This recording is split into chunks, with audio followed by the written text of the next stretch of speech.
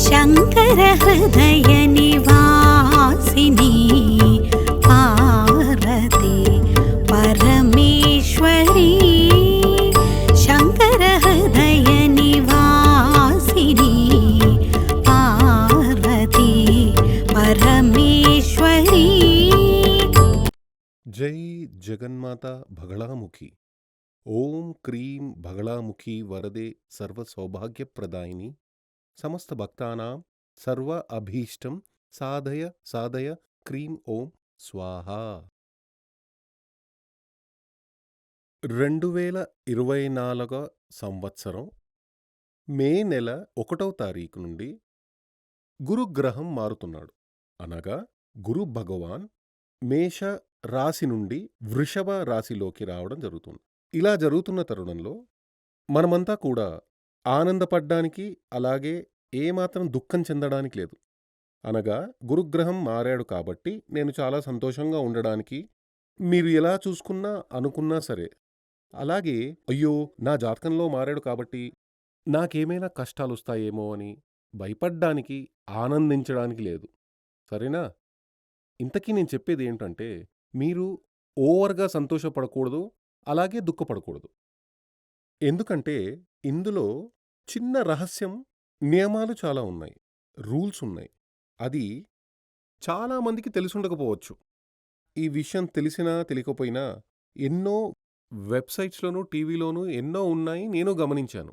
అన్నిటికంటే ముందు ఇది మనకు సంబంధించిందా లేదా అదే విషయాన్ని క్లియర్గా ఈ వీడియోలో మనం చెప్పుకోబోతున్నాం. దాని గురించి మనం మాట్లాడుతున్నాం. ఇప్పుడు ప్రస్తుతానికి చూస్తే గురువు మేషరాశిలో ఉన్నాడు. ఇదిగో ఇక్కడ చూపినట్టుగా ప్రస్తుతానికి ఇది వేరే జాతకం. ఈ దశలను మనం గమనించినట్లయితే ప్రస్తుతానికి గురుడు మేషరాశిలో ఉన్నాడు. తరువాత వచ్చేది గురుగ్రహం మేషరాశిని విడిచి వృషభంలోకి రాబోతున్నాడు గురు. అదెప్పుడు? 2024 సంవత్సరం మే నెల 1వ తారీఖు ఈవినింగ్ నుండి గురు మారేది. అప్పుడు దాని తర్వాత 1 సంవత్సరం ఇలా మారడం వల్ల చాలా బాగుంటుంది అని చెప్పడం లేదు. ఇది కేవలం గోచార ఫలం మాత్రమే. తర్వాత చూస్తే ఇప్పుడు గురువు ఎవరెవరి కారకులవుతున్నాడంటే 2వ ఇంటికి, 5వ ఇంటికి, 7వ ఇంటికి, 9వ ఇంటికి, 11వ ఇంటికి వీరందరికీ బాగా ఉంటుందని చెప్తుంది శాస్త్రం. ఆ తర్వాత ఇదంతా ఈ నక్షత్రానికి అధిపతి చంద్రుడు కాబట్టి చంద్రుడి కోణంలో చూస్తున్నాం. అంటే ఇక్కడ మీకు సాధారణంగా ఒక ఆస్ట్రాలజికల్ క్యాల్కులేషన్ నక్షత్రానికి బట్టి చూడ్డం జరిగింది. అలా చూసినట్లయితే ఇది ఈ గోచార బలం నక్షత్రాన్ని బట్టి కాకుండా రాశిని బట్టి చెప్తారు. చంద్రుడు ఎక్కడుంటాడో అదే రాశి, అక్కడ నుంచే మనం మొదలు పెట్టాలి. అలాంటప్పుడు ఈ జాతకం టేబుల్ హస్తా నక్షత్రం వారిది. వీరిది ఏ రాశి అంటే కన్యా రాశి.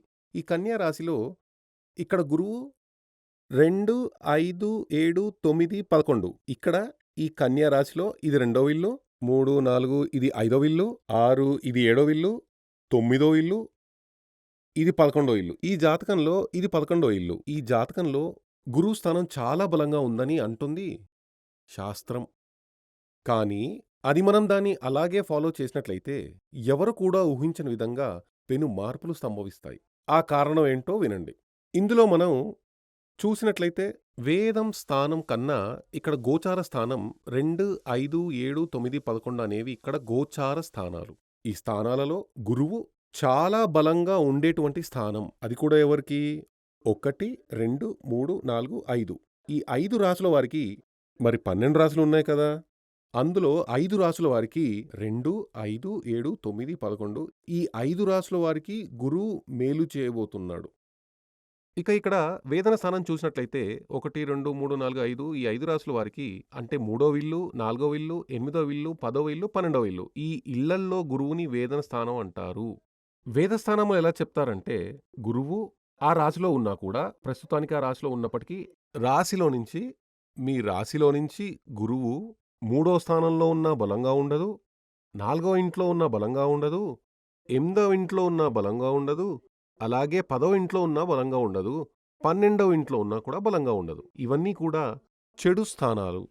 కానీ ఇక్కడ దీన్ని చూసి ఆనందించాల్సిన అవసరం లేదు, దుఃఖపడాల్సిన అవసరం లేదు. ఎందుకంటే గురువు గోచార స్థానంలో ఉన్నాడు అనగా ప్రస్తుతానికి గురువు రెండో స్థానంలో ఉన్నాడనుకోండి. ఫైనాన్షియల్‌గా చాలా అభివృద్ధి ఉండబోతుంది. అప్పులన్నీ కూడా తీరిపోతాయి. ఇల్లు, ప్రాపర్టీ అలాంటివన్నీ మీరు కొనుగోలు చేయగలుగుతారు. ఉద్యోగంలో ప్రమోషన్ అన్నది ఖచ్చితంగా వస్తుంది. సంతానం బాగా చదువుకొని వృద్ధిలోకొస్తారు. ఇలాంటివన్నీ కూడా ప్లస్ పాయింట్లే కదా మీకు ఒకవేళ గురువు రెండో స్థానంలో ఉంటే. అంటే గురువు రెండో స్థానంలో ఉంటే ఇవన్నీ జరుగుతాయి. ఒకవేళ అది వర్కౌట్ అవ్వాలనుకుంటే ఆ సమయంలో అదేంటంటే గురువు రెండో స్థానంలో ఉన్నప్పుడు ఇక్కడ మీ యొక్క రాశిలో గురువు రెండో ఇంట్లో ఉన్నాడు. ఇది మనం కన్యా రాశి అని చెప్పుకున్నాం కదా! ఇది రెండో స్థానం. ఈ రెండో స్థానంలో గురువు ఉన్నప్పుడు ఈ రెండో ఇంట్లో గురువు ఉంటే గనక 3, 4, 8, 10, 12 రాసులలో ఏదైనా ఒక గ్రహం గనక ఉంటే అది ఏ గ్రహమైనా కూడా అప్పుడు ఆ గురుగ్రహం అనుకూలంగా ఉండదు. మనకి మంచి జరగనే జరగదు. దాన్ని వేదన స్థానం అని అన్నారు. ఇక్కడ వేదన అంటే ఏదో విధంగా మనకి మంచిని నిరోధిస్తుంది. ఆ తర్వాత చూస్తే అప్పుడు అదే విధంగా గురువు ఏ రాశిలో ఉన్నా 5లో ఉన్నా, 7లో ఉన్నా, 9లో ఉన్నా, 11లో ఉన్నా అందరికీ ఇలాంటి ఫలాలే ఇస్తాడు. దాని తర్వాత గురువు ఏ రాశిలో ఉన్నా ఆ రాశిలో ఎవరెవరున్నా గురువు ఏ రాశిలో ఉంటాడో అందులో ఉన్నా కూడా ఇది ఒక్క రాశి గురించే కాదు. గురువు ఎక్కడైతే ఉన్నాడో అక్కడ నుంచి 3, 4, 8, 10, 12 ఏ స్థానంలో అయినా కానీ ఈ నవగ్రహాల్లోని ఏ గ్రహంతోనైనా కలిసి ఉన్నా అక్కడితో ఇది ఆగకుండా ఇది 5దో గృహంలో ఏ గ్రహంతో ఉన్నా కూడా వీటినన్నిట్లోనూ ఏదో ఒక గ్రహంతో కలిసినా ఏ ఒక్క రాశితో కలిసి ఉన్నప్పటికీ ఈ గురువు మేలు కలిగించడు. అదే విధంగా ఇక్కడ ఆపోజిట్‌గా ఒకవేళ గురువు గనక మీకు 3లో ఉన్నా, 4లో ఉన్నా, 12 గృహంలో ఉన్నా, ఈ గురుగ్రహం చాలా ఇబ్బందులు పెడతాడు. ఆ సమయంలో మీరు భయపడతారు. ఇక్కడ భయపడాల్సిన అవసరమే లేదు. ఎప్పుడంటే గురువు గనక ఇక్కడ వేదన స్థానంలో ఉండి కూడా ఆయా వేదా స్థానాల్లో గోచారాలను బట్టి అదేమిటంటే 2, 5, 7, 9, 11 స్థానాల్లో ఏదైనా ఒక గ్రహంతో కనుక కలిసి ఉంటే అప్పుడు ఆ గురువు మీకు ఎలాంటి దోషం చెయ్యడు. చెడు చేసే పరిస్థితే ఉండదు. అప్పుడు ఈ అదే విధంగా శనికి కూడా ఉంది. శని సంచారం వచ్చినప్పుడు అదే చెప్తున్నా 2025లో తదుపరి శని సంచారం రానుంది. అప్పుడు ఈ గోచారం, వేదం దీన్ని కాలిక్యులేషన్ చెయ్యకుండా టోటల్ ఫలితం చెబితే అదెలా సరైనదుంటుంది? ఇక్కడ మరో విషయం కూడా ఉంది. ఇక్కడ అష్టవర్గం చూడాలి. అష్టవర్గం అని చెప్పుకున్నప్పుడు ఇక్కడ చూడండి ఇది ఈయన అష్టవర్గం. ఈయన హస్త నక్షత్రంలో పుట్టాడు. ఇది ఈయన జాతకం. అష్టవర్గం అనేది ఒక్కో జాతకంలో ఒక్కోలా ఉంటుంది. ఈ విషయం మీరు గుర్తుంచుకోండి. మీ ఇంట్లో 5 మందుంటే 5 జాతకాలు ఉంటే 5 మందికి 5 రకాలుగానే అష్టవర్గం ఉంటుంది. అందరికీ ఒకే విధంగా ఉండదు. అప్పుడు ఈ జాతకం ప్రకారం ఇక్కడ చూడండి ఈయన హస్త నక్షత్రం అంటే కన్యా రాశి వ్యక్తి 1, 2, 3, 4, 5, 6, 7, 8, 9లో స్థానంలో గురువు రాబోతోంది. ఈయనకి 8లో గురువు ఉన్నాడు. అది వచ్చే 1వ తేదీన 9లోకి వస్తుంది. అప్పుడు 9దో స్థానంలో గోచారం ఫలం ఇదిగో 9దో స్థానంలో గురువు ఉన్నాడు. అది చాలా మంచిదని చెప్పారు. భాగ్యం చేకూరుతుంది. భాగ్యం చేకూరుతుందంటే ఊహించని విధంగా లక్ వస్తుంది. ఇంతకు ముందే చెప్పినట్టు వృత్తిపరమైన వృద్ధి, విద్యా పురోగతి, ప్రశంసలు లభిస్తాయి. మన బంధువులందరూ మనతో ఆత్మీయంగా ఉంటారు. అన్ని విధాలుగా ఇచ్చిన అప్పు తిరిగి వస్తుంది. ఇలా అనేక విషయాలు అన్నీ శుభాలే. అంటే గురువు 9దో స్థానంలోకి వచ్చినప్పుడు కానీ ఈయనకి సంబంధించింది చూడండి. ఈ గురువు అష్టవర్గంలో ఇది అంటే ఈ జాతకానికి సంబంధించిన అష్టవర్గం. అది గాని చూస్తే కన్యలో నుండి 1, 2, 3, 4, 5, 6, 7, 8 ఇప్పుడు ఉన్న స్థానం ప్రకారం గురువు అష్టవర్గం 4 ఉంది. ఆపై 9దో స్థానానికి వచ్చినప్పుడు అక్కడ కూడా 4 ఉంటుంది. చూడండి దీన్ని బిందువులు అని చెబుతారు. పాయింట్స్. ఈ పాయింట్లు 4 లేదా అంతకంటే ఎక్కువగా ఉంటేనే ఆ గోచారం, ఆ గ్రహం ఆ రాశిలో వెళ్ళేటప్పుడు అన్ని శుభాలు జరుగుతాయి. 3 అంతకంటే తక్కువుంటే అధిక దోషాలు కలుగుతాయి. ఒక పాయింటే ఉంటే మరణం కూడా రావచ్చు. అలా చూసినప్పుడు సాధారణ దృష్టిలో ఫలితాలు చెబుతున్న వాళ్ళంతా ఏం చెబుతారంటే, ఓహ్! ఈ కన్యా రాశి వ్యక్తికి గురు సంచారం ఓహో! అనుంటుంది, గంభీరంగా ఉంటుంది, అలా ఉంటుంది, ఇలా ఉంటుంది అని చెబుతారు. కానీ ఇక్కడ అలాంటిదేమీ ఉండదు. ఎందుకంటే ఈ వ్యక్తికి సంబంధించిన వరకు గురువు గత సంవత్సరం అంటే మే 1వ తారీఖు ముందు 2023 నుండి గురువు ఎలాంటి ఫలితం ఇచ్చాడో, అలాంటి ఫలితమే రాబోయే గురు సంచారంలో ఉంటుంది. ఎందుకంటే ఆయనకి అష్టరాశి ప్రకారం బిందువులు 4 మాత్రమే ఉన్నాయి. ఇలాంటి కాలిక్యులేషన్ చేయకుండా ఫలితం చెబితే అది ఎలా కరెక్ట్ అవుతుంది? ఈ వేదం మీరు చూడొచ్చు, డైలీ క్యాలెండర్ ఉంది కదా! Daily calendar. దానిలో ఇది మీ జాతకం ప్రకారం ఈ అష్టక వర్గం, అష్టక వర్గం అంటారు, అష్టవర్గం అని కూడా అంటారు. రెండూ ఒకటే.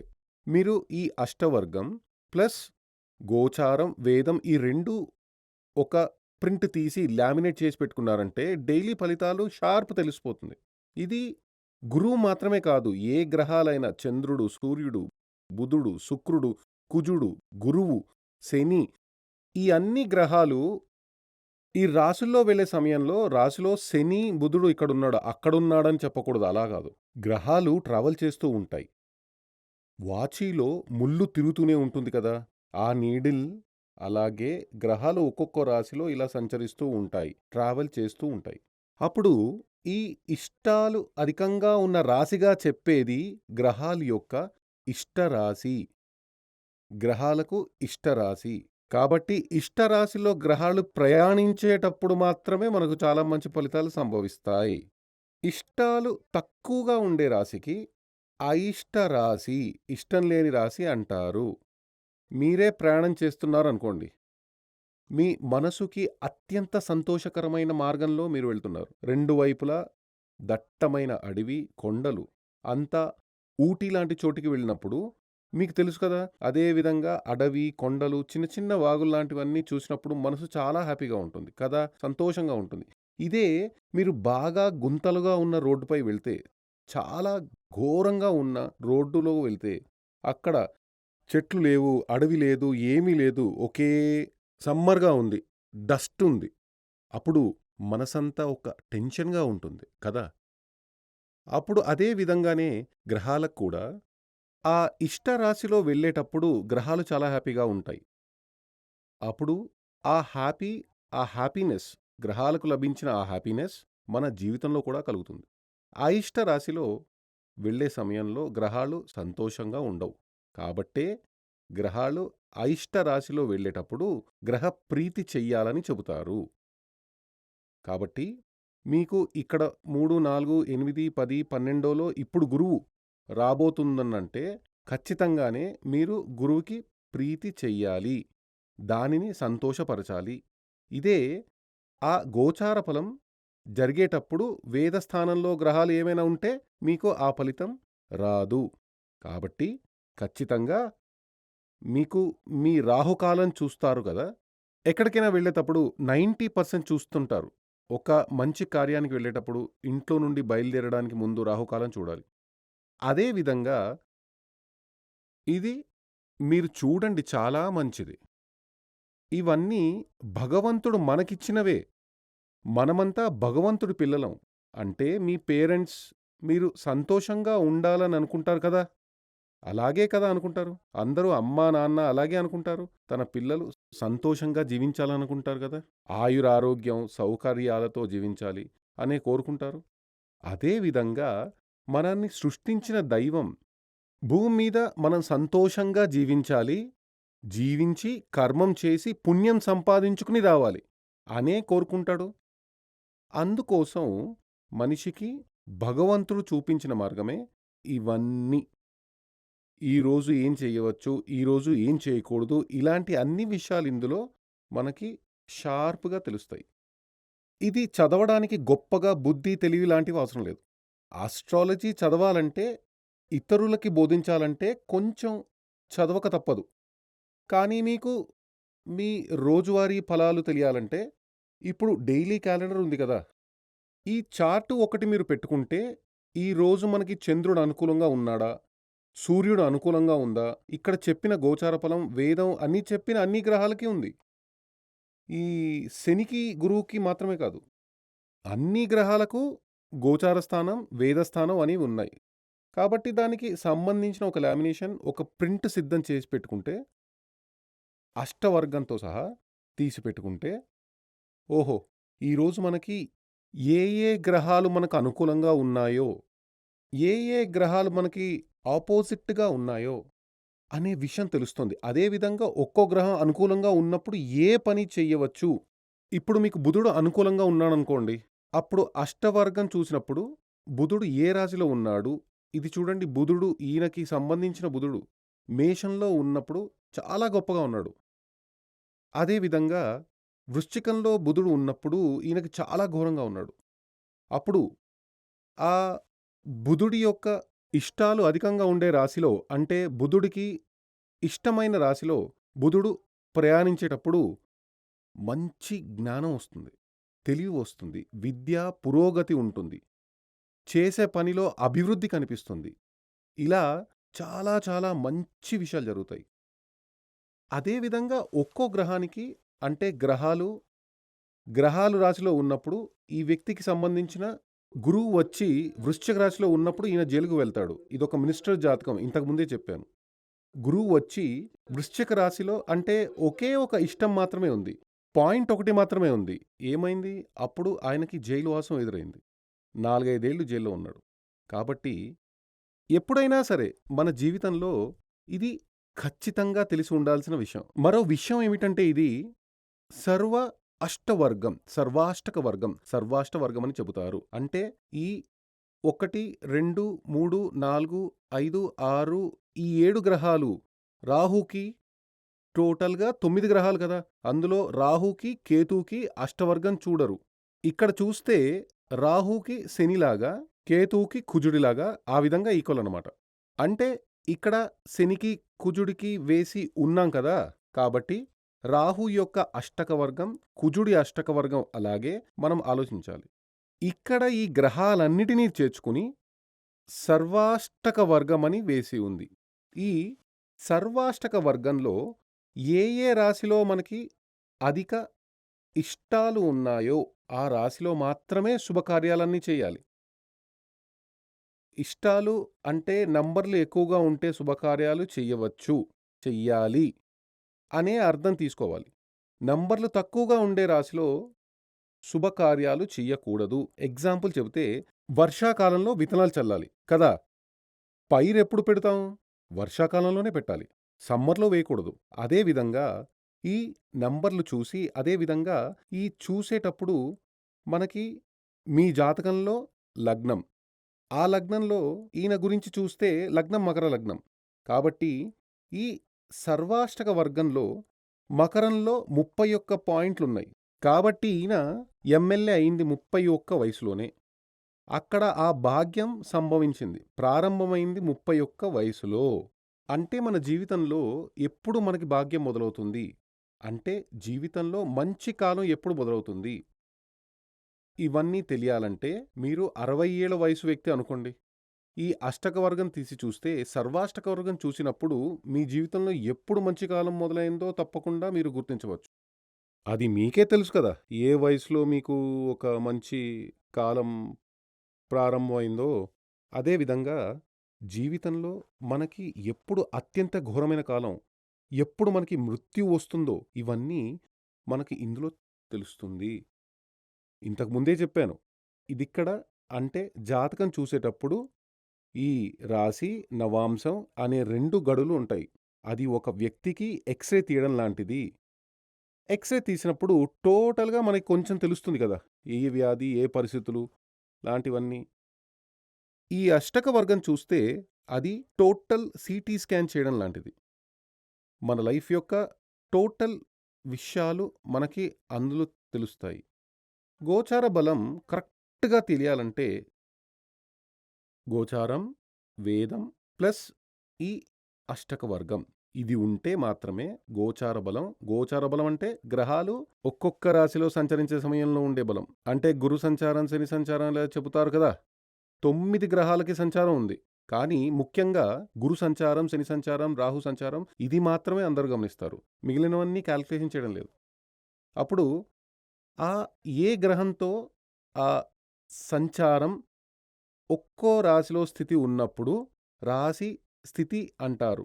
అది మనకి అనుకూలంగా ఉందా? ప్రతికూలంగా ఉందా? ఇదంతా మీరు కరెక్ట్‌గా కనిపెట్టవచ్చు.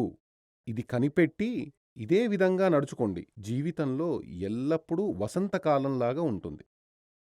అంటే వర్షం వస్తుందంటే బయట ఆరబెట్టిన దుస్తులు, బయట ఇంకేదైనా ఆరబెట్టుంటే అవన్నీ తీసుకొని లోపల పెడతాం కదా!